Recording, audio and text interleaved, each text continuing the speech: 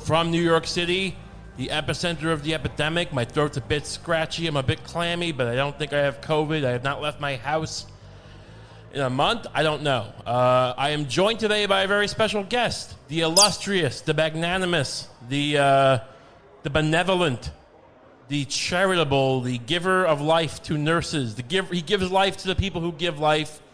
Welcome to the show, Tim Dillon. I imagine there will be an award. There should be. I don't want to be presumptuous, but I imagine there'll be some type of award for the fact that I bought lunch from Pasta Pomodoro in Jersey and had them deliver it to the doctors and nurses there. Let's be honest. I mean, the doctors, maybe not, but the nurses, the best meal they probably ever had in their life. Nurses, a little like chicken parm, penne alla vodka. You just loaded them up they with can chicken. barely work. You just carved them up. Ready to take a nap. You're like passing out. I just imagine like the guy who's running the floor is like, enough with the chicken franchise. People are dying. Did you make the menu, or did you just tell them, like, get them something nice? How'd that go? I called up. I said, listen, I got 100 people. What are we doing? And she goes, how about penne alla vodka? I said, great. She goes, what about chicken parm? I said, phenomenal. Right. I said, let's do something vegetarian. How about eggplant parm? She goes, great. She goes, we should probably do one more. I'm like, how about a pasta? They upsold you? And then she goes, no. Well, yeah. She goes, 100 people. Yeah. So she goes, each tray feeds like around 25. So she goes, let's do a pasta primavera is very popular. I said, that sounds great. But when the government hands out money, you know, everybody's going to line up. You know, every business is going to line up. I just thought it was so funny the other day, like, businesses trying to make themselves seem essential that clearly aren't, you know? The My Pillow guy. And, who's Joanne. Do you see Joanne? When they announced that everyone should wear a mask in public. I just love the guy from Jockey Underwear got up there and he's like, we've been making underwear for this country for a long time. I'm like, stick to the... What does that have to do with anything? Is how America would end, where it's like the CEO of Buffalo Wild Wings is making ventilators, you know? It would be so great. It was like it's like because like our French Revolution or equivalent would not be like people being like accounted for their sins against the people. It would just be like there'd be a public dole that'd be announced, and Yahoo like CEOs would be like, well, here's where I should get a cut. It's just everyone gets who's getting a cut in tax money, whatever, the stimulus. Oh yeah, dude. I mean, everybody's at the trough, and why not? Did you see this Pentagon guy? I guess he's like a general, whoever, but like he was at a press conference at the White House, I think, and they're questioning why are you like giving these supplies that are coming, these emergency supplies, you're giving them to private companies, and he's just going, look, these people have supply chains, they have warehouses, you know, I'm not trying to disrupt supply chains here, but it's so clearly, because he's probably not that corrupt, this guy, so it's just so funny to watch, like, career, I mean, not that I'm like, you know, no one's crying for the generals, but it just is kind of funny to see, like, because you're, you know, a good soldier, he's got, you know, play the line, so it's just so funny to see him have to, like, kind of account for someone else's corruption and, like, justify it. Right.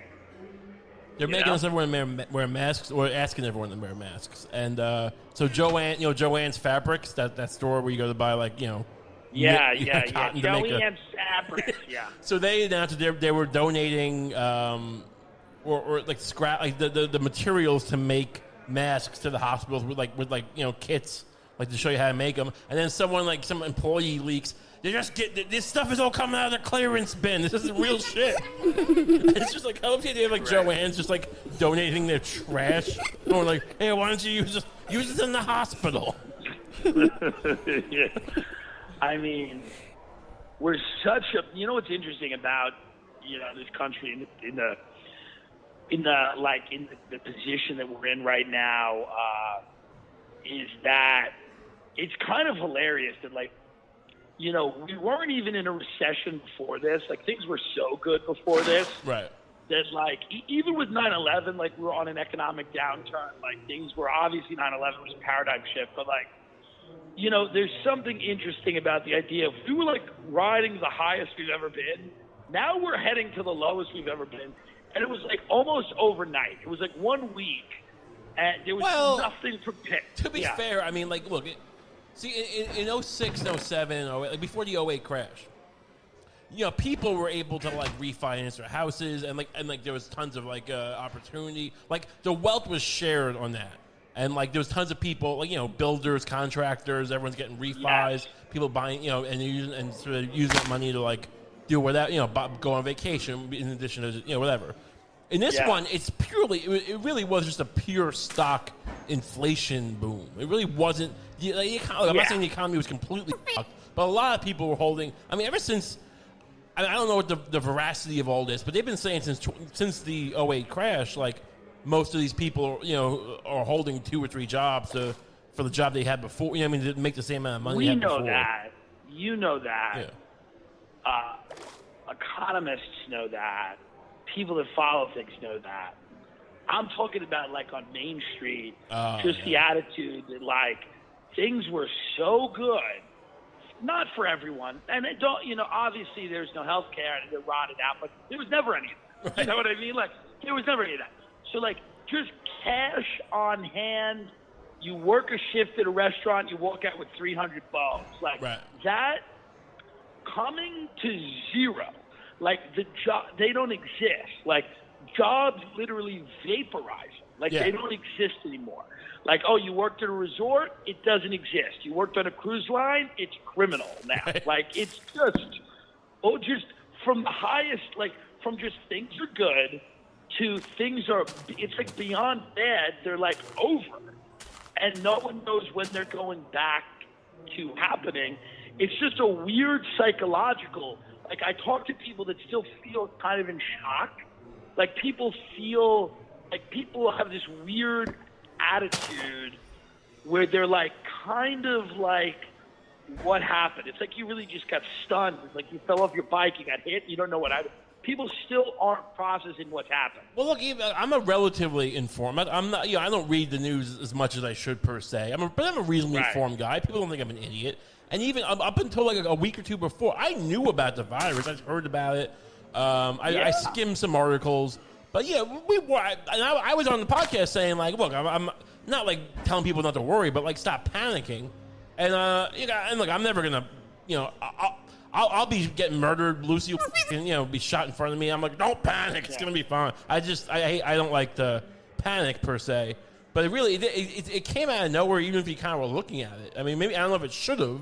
Maybe we were all kind of, dude. I mean, of course it did. I just love the idea of you still trying to order like food from a wet market in China and have it shipped. Like, listen, I have a lifestyle. I want pangolin and I want it delivered. Like, people die of the flu every year. Don't give me that shit.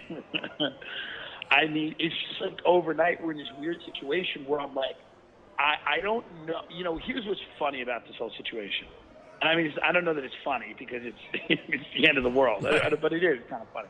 Like, you're just in this, like, we still have Instagram, we still have Twitter, we still have social media, we still have, you know, but you're starting to realize now that, like, at least I'm kind of starting to realize that, like, oh, you didn't really need people. Right. And, like, you don't need any of these. Like, you can make money. If you're in the business I'm in, this is very few people are in this position. Right. But I'm like, oh, I don't need any. Like, I didn't need a manager. I didn't need an agent. I didn't need all of these people. I can kind of just go online and share my thoughts, and if they're funny enough, people will buy them or pay to hear more of them. And I only need one producer. I don't need a studio. My studio's in my house. I don't need, like, it's simplified everything. And I think that, like, a lot of people are like, yeah, maybe there's a lot of companies that are like, we don't need these massive office spaces. We can scale down. We can downsize.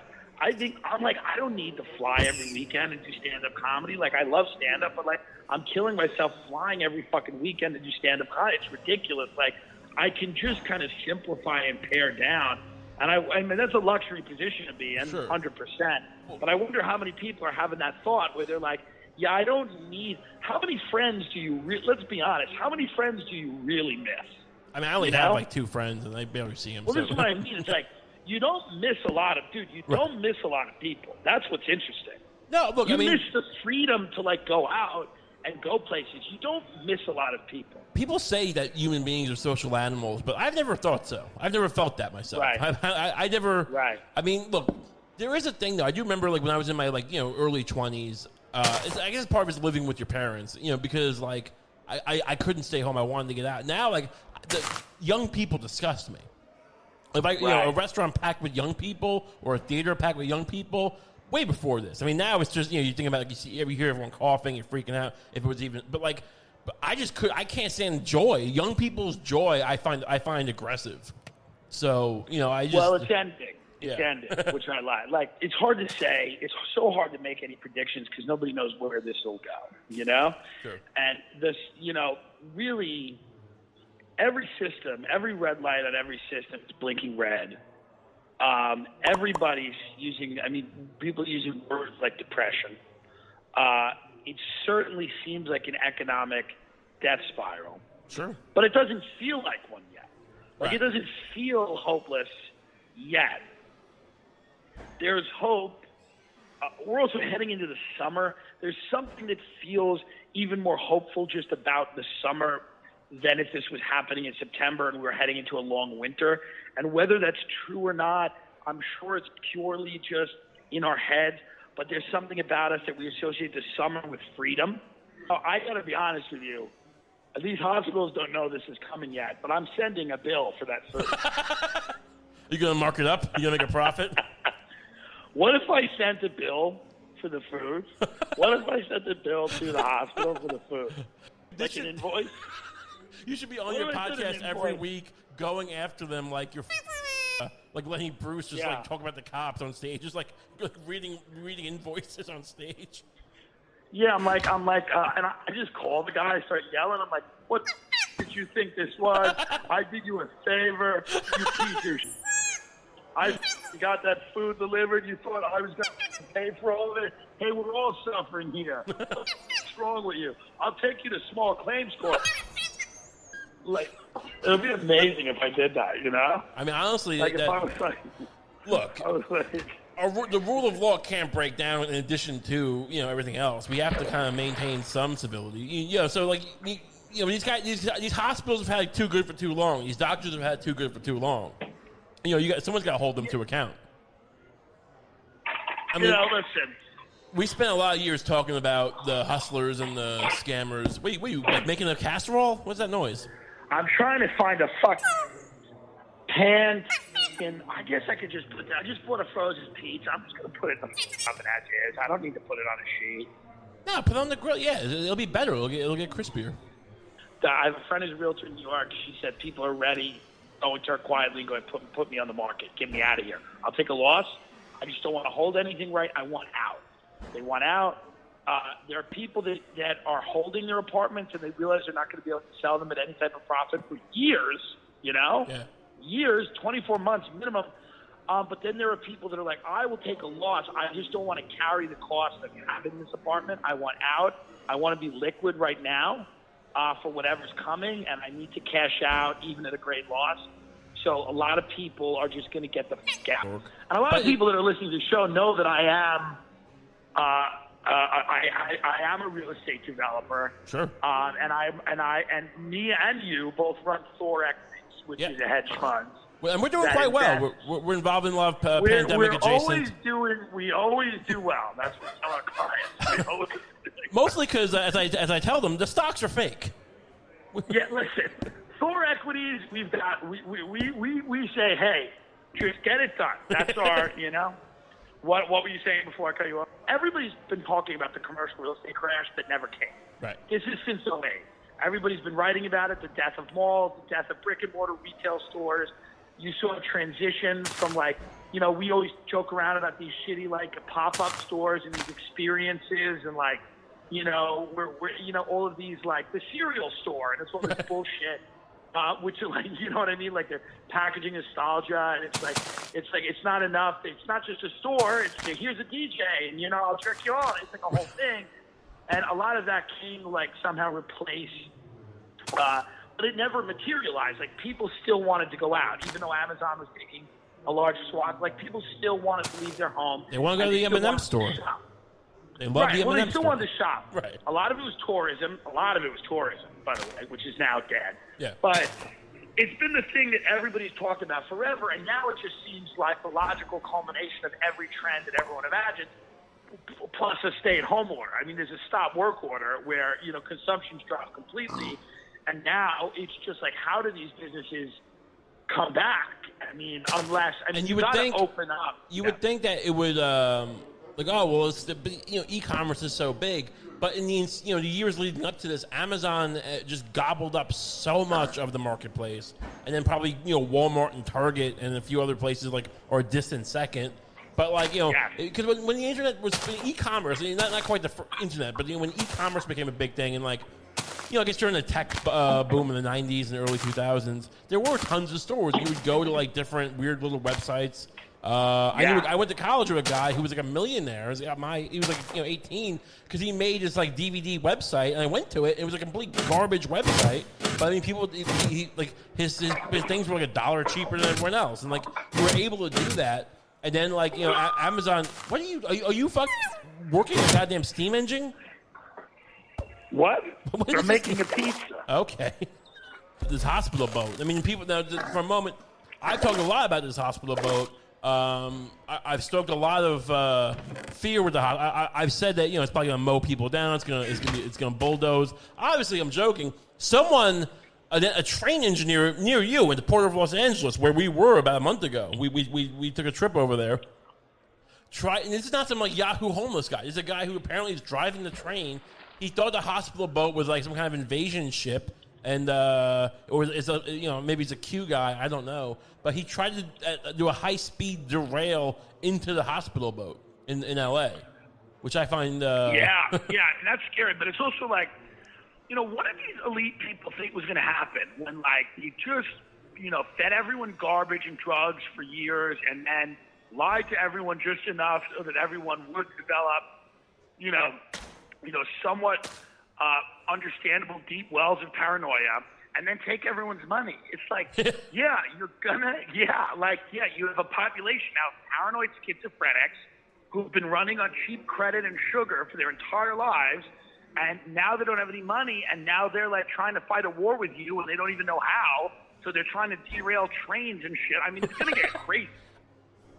It's the government kind of created a culture of fear. With not just the attacks themselves, but the years following. Today's a yellow alert, and tomorrow's a green one. We got reports of a cell in upstate New York and all this shit. Do you think that kind of was a big part of what led to this kind of QAnon type conspiracy culture in recent years? Hello, did we lose Tim? Hello? Yeah, you there? Yeah, the QAnon thing is a manipulation. So that is that somebody, whoever it is, has taken nuggets of truth and weaved them into a narrative. And I don't know who's responsible. I don't know if it's trolls. I don't know if it's people in Trump administration that like this. I don't know who it is. On a gut level, I mean, you don't know for sure, but on a gut level, do you think it's someone fucking around in the administration? Very possibly. Yeah. I mean, I have no idea. But so at the end of the day, it's QAnon's kind of something different. It's a whole different thing. What that is, I mean, the culture of fear and paranoia we've always had in this country, and for good reason, because we are being lied to. Right.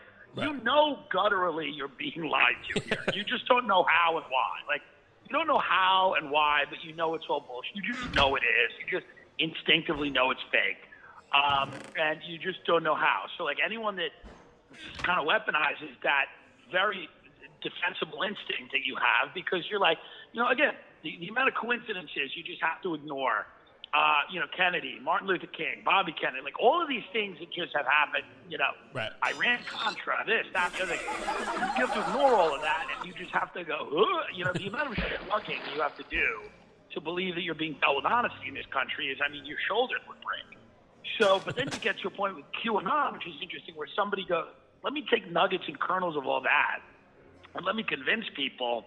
It's almost how could it not be somebody in the administration or with some type of vested interest in people loving President Trump, because what QAnon is just, and I also think there might be institutional religious people getting involved, because really it's just a remarketing, it's a rebranding of Christianity. Right. These people are evil, we're good. I think it will eventually leads people back to, putting money in the coffers of like corrupt ministers and stuff. I almost wonder, there's such a lack of rhyme or reason to any of it. Like Rumsfeld made sense at least, and what's his name? Cheney made sense. The Iraq War was like, a big work, but it made, you saw why they were doing it. This almost kind of feels like it's some power of like getting the people into a state of just complete chaotic frenzy. It's almost like a massive occult ritual at the early stages of it. What do you think of that? I do think there's always been some interest in, trying to manipulate people's minds, right? Yeah. And it manifests itself in several different ways. But I think if you look at like the onset of like the 60s, the drug use, the LSD, the cults, and the way the CIA kind of used all these things and worked with a lot of these people, whether it's the finders or, whoever, I think a lot of it was, in the beginning, it was experimentation and treating human beings like guinea pigs and thinking about how you could terrify them and how far you could stretch their, mind. Could you totally destroy them and build them back up? And, Yeah, no, for sure. People are into weird shit. I mean, that's the thing. This has gone around, like the Marquis de Sade. Like, people have been into sadistic, the emperors of Rome. I think it was Nero used to just go out and attack people on the street. I mean, these were, these were people that were. Apparently Tiberius supposedly was.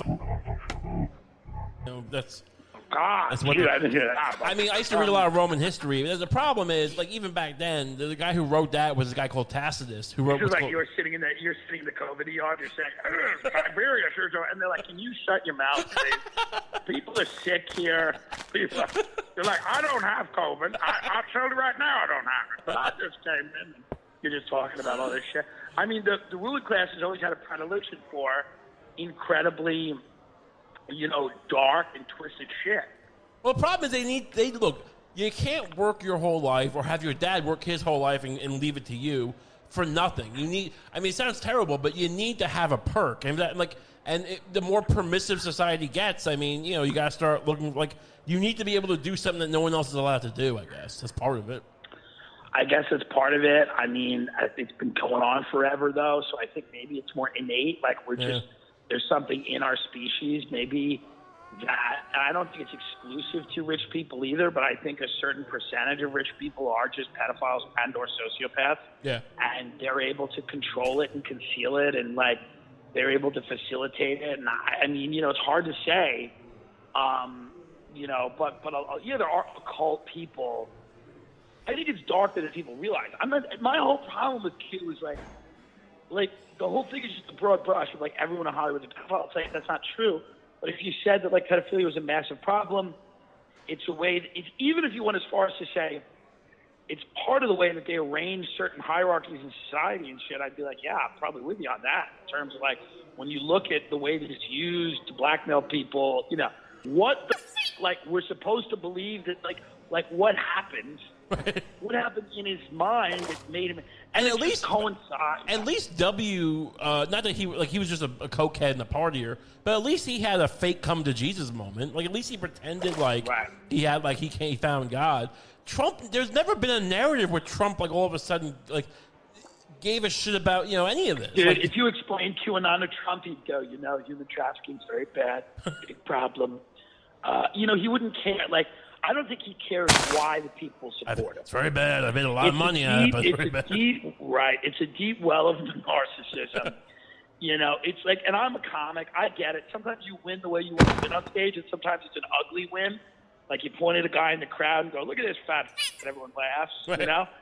Because I'm fat too. I'd be like, "Me and you, man, we'd be fat somewhere," and everyone goes, "Yeah, that's true." So. And it's an ugly win. You're like, I didn't want to win that way, but I couldn't win any other way. I think very much Trump is that type of guy where he goes, I don't care why they're voting for me. They could be voting for me because they think I'm going to arrest Oprah. Good. Just put him in a. Someone says to him, they think you're going to arrest Tom Hanks. He's like, can we look into that? That might not be a bad idea. Yeah, like he'd be like, you know, he. By the way, that's exactly what he'd say. He probably wouldn't even say no. He'd be like, "We're looking into a lot of things right now. We're handling a lot of, you know, it's just the perfect president for this stage of America."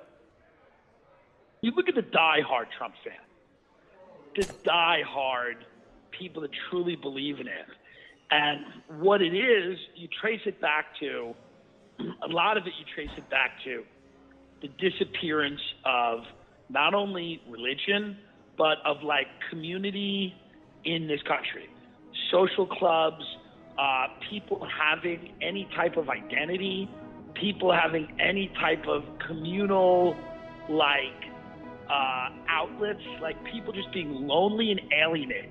And those are the guys that, because their community now is QAnon, or on the other side, their community is social justice. Like, they go to these online digital communities to replace what used to be a bowling league. Bowling is now QAnon. You know what I mean? Like, the church, the local church, like in the town that I grew up in, the local Catholic church would throw festivals. They do all this bullshit. You know, all of that has been replaced by just rabid loyalty to Trump.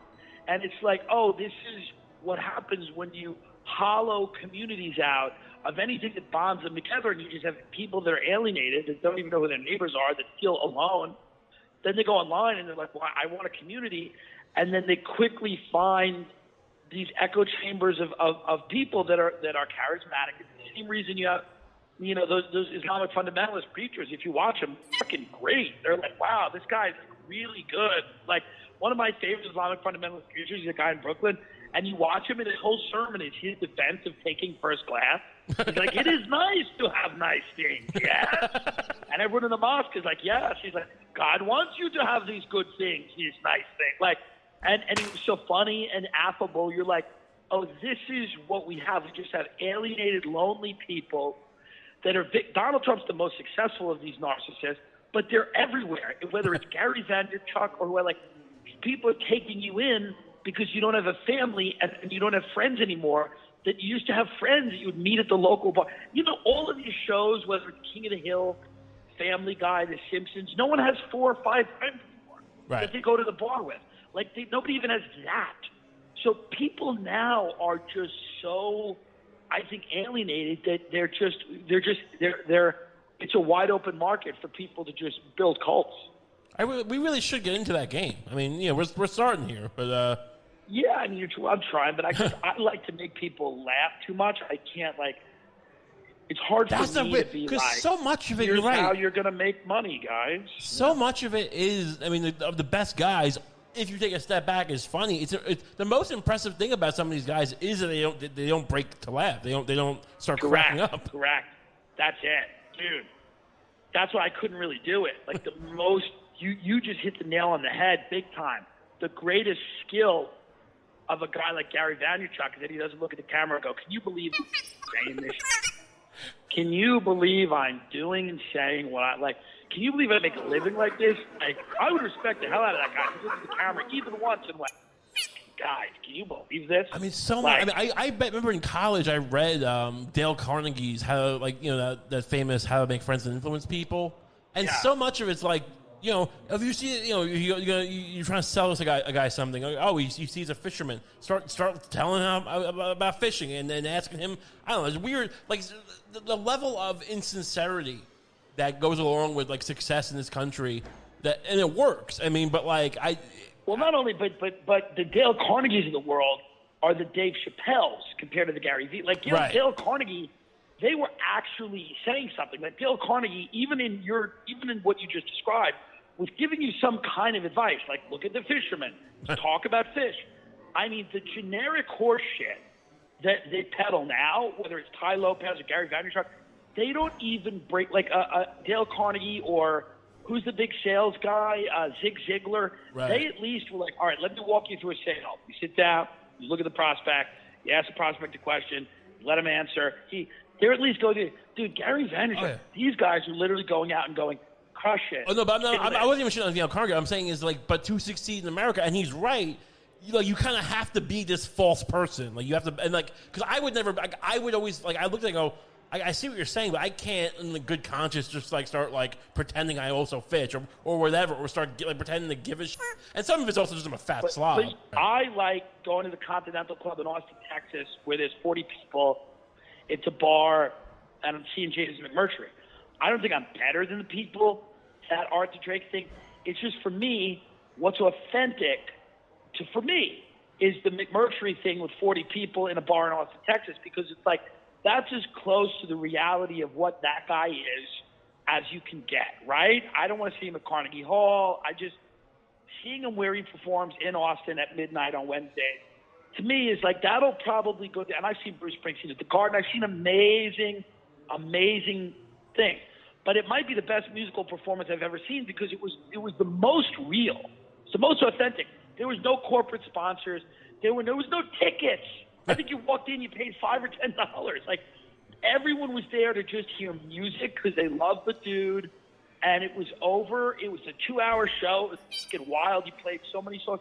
But that was it. There was no other element. There was no fashion. Everybody was dressed like shit. People were dancing, but they didn't know how to dance.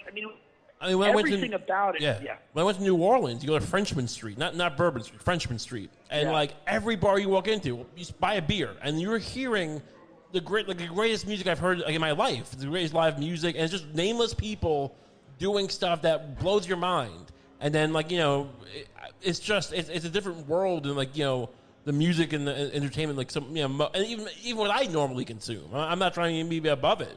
It's like, oh my God, there's a level of manufactured just slop that we all just most of us kind of accept, even if we know better. It's just yeah. It's just one of those things where, when you look at TikTok, TikTok is people lip syncing the movie quotes and songs of other people. It's amazing. They're building a following, lip syncing the words of other people. It's like Milli Vanilli's career was ruined. Yeah. Ruined. These people have massive careers. Their talent is being good looking and or lip syncing. We've given up in this country in terms of art. We've given up across the board. So it's just kind of about how the end plays out. I don't know what art looks like in 50 years in this country, but outside of a few shows, the Americans, things like that, it's pretty garbage. No, even TV, like the golden age of TV had been over for at least 5 years, 6 years, 7 years. Yeah. We're in a steep decline. No, we're in a steep decline, and it'll only be accelerated, I think, by what's happening now, because in order to get people out now, it's going to be like, Broadway's done. There'll never be. I didn't take you to see The Ferryman, did I? No, I didn't see The Ferryman. It's a shame. It was so great. We're never going to listen. It's going to be, dude. Broadway is now going to be like Cardi B does a musical about climate change. Right. It's going to be so bad.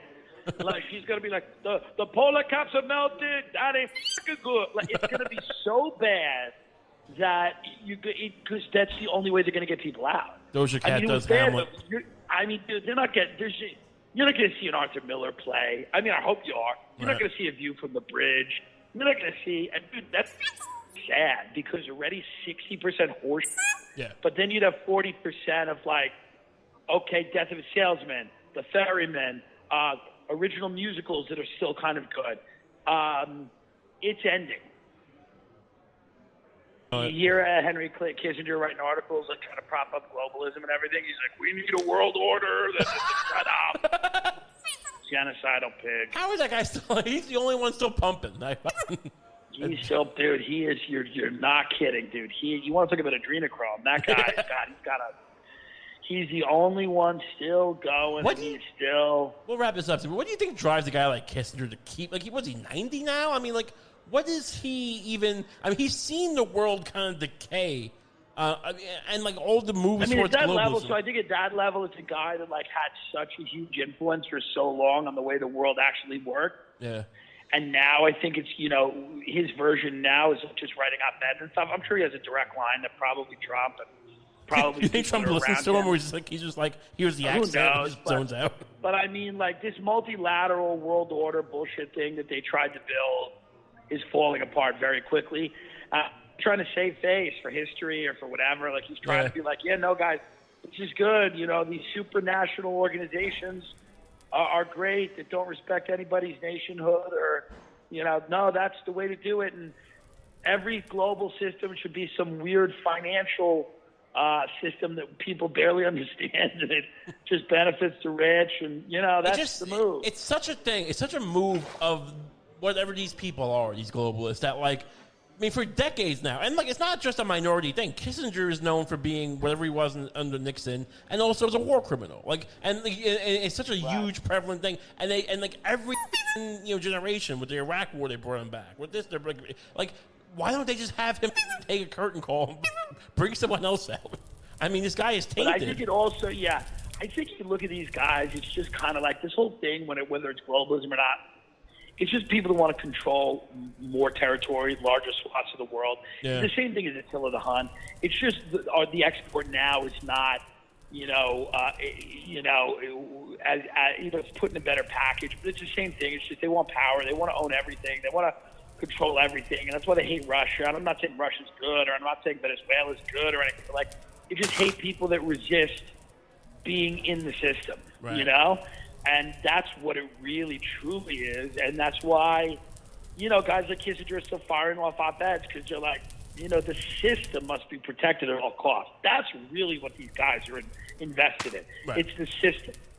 And it's the system, and that's why you need the skull and bones and all the feeder societies, bullshit, and whatever it is that elevates people so that they all can be counted on to protect the system. That is what you're looking at. It's the system over anything else. It's barely the country. I think the country is a part of the system. It's just America is just one of the ways to enforce the system. Right. And the system is the most important thing, and that's why you see all of these, elitists. They're groomed for the majority of their lives to be secretive, private people that have a lot of dirt on each other and are enforcers of a certain code. That's really all what it is. I mean, whether you talk about the predilection for sexual violence or the degradation of women or children, and the way that gets swept under the rug and protected, and all of it is just because those people, when they are called upon, hold up the system and enforces it in whatever capacity they can. Could be writing an op-ed, could be putting a bullet in someone's head, could be securing mining rights. It's whatever they can do from their vantage. Could be just making a movie where they play a patriotic soldier because they got the narrative. It's in whatever capacity you uphold the system, that is God. What a brilliant rant. I should have done it on my show. Listen, I have to take a shower. Okay, well, Tim, right. where can people find you? If they don't know by now, fuck them.